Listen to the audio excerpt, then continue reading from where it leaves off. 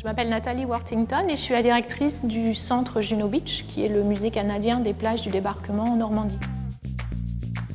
Donc nous, on est entré par la porte du développement durable, on a découvert la démarche RSE et avec tout ça, on s'est fait notre propre démarche.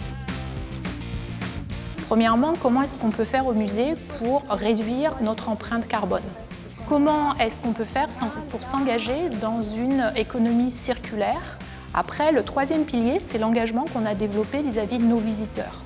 Et finalement, l'engagement qu'on développe vis-à-vis de nos salariés. C'est avec tout ça qu'on a développé un plan d'action. Et donc, le bilan de gaz à effet de serre, c'est notre outil de mesure.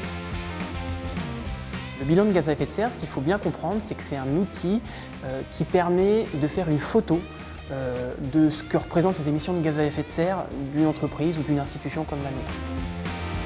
Le plus gros poste d'émission du centre de Juno Beach en 2019, c'était le transport des visiteurs. C'est sur ce poste-là que nous avons besoin d'agir de manière la plus importante et la plus rapide pour limiter les émissions du centre de Juno Beach.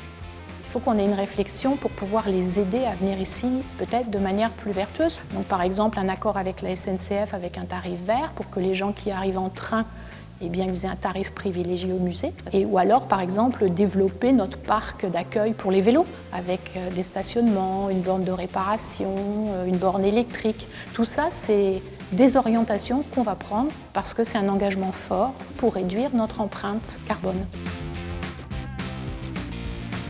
Moi, le premier conseil que je donnerais, c'est d'essayer de trouver l'outil qui va permettre de justifier tout ce qu'on fait. Et pour nous, au centre Juno Beach, ça a été le bilan carbone.